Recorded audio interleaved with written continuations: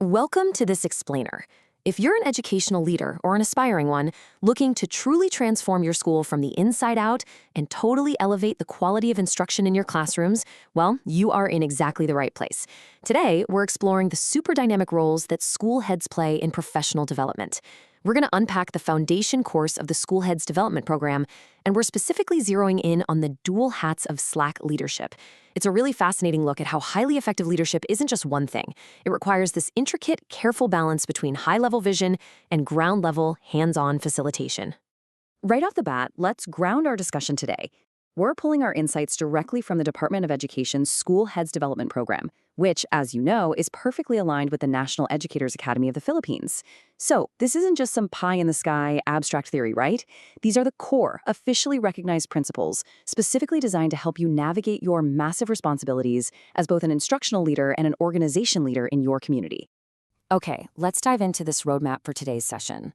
First, what exactly is a SLAC? Second, we'll look at the leader versus facilitator roles. Third, we've got the adult learning advantage. Next up is the 3-step SLAC process. And finally, we'll wrap up with planning for success. Let's get right into it. Starting off with Section 1, what is a SLAC? Creating the ideal learning environment. You know, it is incredibly easy to view professional development as just another mandatory meeting, just one more thing slapped onto an already exhausted calendar. But we need to radically flip that perspective right now. A SLAC is meant to be a visionary educational tool. Take a look at this powerful quote from Undersecretary Digdino. He hit the nail on the head when he emphasized that we're aiming for an environment where there is collaboration, positive mindset, avenue to effectuate a lasting change. Think about that. When a school head actually ensures that SLAC sessions happen effectively, they're essentially creating the absolute ideal setup for learning. It is definitely not about taking a compliance box. It's about genuinely building a culture of continuous, everyday improvement. Let's look at the formal definition here.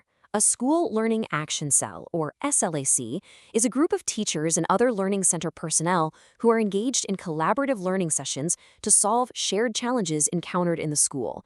I really want you to focus on those two specific phrases, collaborative and shared challenges. We are intentionally breaking down the walls of isolated teaching. Because let's face it, if one teacher is struggling with a specific pedagogical challenge in their room, the reality is that someone down the hall is probably dealing with the exact same thing.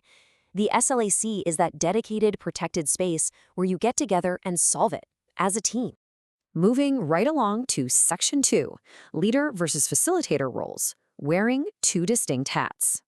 Now, what's really interesting about this slide is that it brings us to the core conflict and the absolute main focus of this explainer.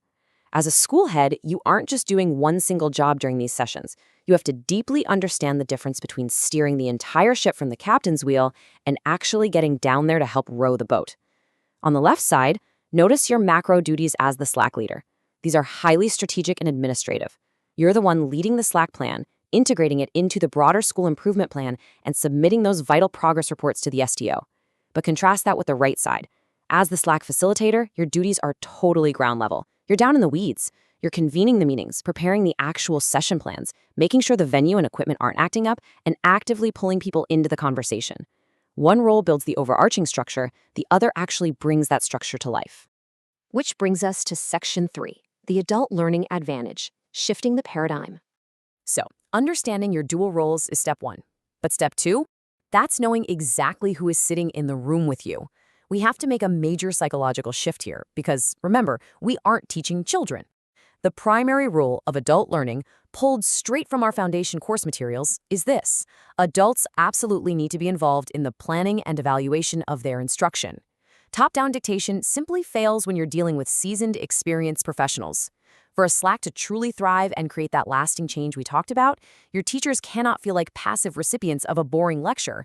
They've got to be empowered as active co-creators of their own professional development. When they actually have a voice in the agenda, their engagement and their buy-in naturally skyrocket. It's a total game changer. All right, Section 4, the 3-step SLAC process, your blueprint for action. Okay, we know the theory, we know the roles, and we know how our adult peers learn best. Now let's step out of the theory and into the real world. The operational framework here is cleanly structured into 3 chronological phases. Step 1 is planning. Step 2 is implementation, and Step 3 is evaluation. Following these 3 phases faithfully ensures that your SLAC doesn't just start off with a burst of good intentions that fizzles out, but is methodically executed and actually finishes with measurable impact. Let's see how this builds. Phase 1, planning. This is where the crucial upfront heavy lifting happens, way before anyone even steps foot into a meeting room. You must conduct a thorough needs assessment, prioritize those topics, and map out the agenda with your teachers. Then comes the nitty-gritty, right?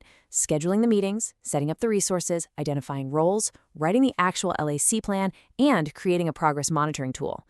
During this phase, I promise you, your leader hat is definitely working overtime. Once that robust plan is locked in, you roll right into phases 2 and 3, implementation and evaluation. During implementation, boom, your facilitator hat takes the lead. You're setting the culture, establishing group norms, and conducting the actual collaborative LAC sessions. But almost immediately after, you've got to switch right back to your leader hat for evaluation. This is where you consolidate the results of your progress monitoring and finalize your reports. After all, if you don't track the progress, how will you ever know if those shared challenges were actually solved?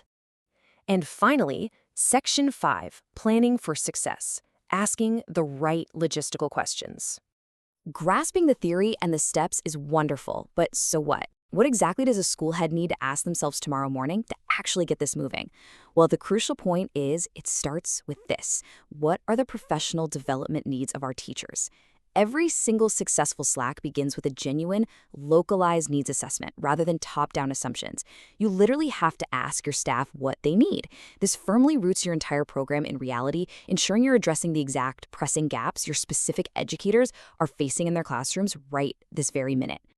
Once you know the what, you have to urgently figure out the how. This is where wearing that facilitator hat means obsessing over the details. You need to rapidly ask yourself, how should teachers be distributed? Are we doing this by grade level, by department?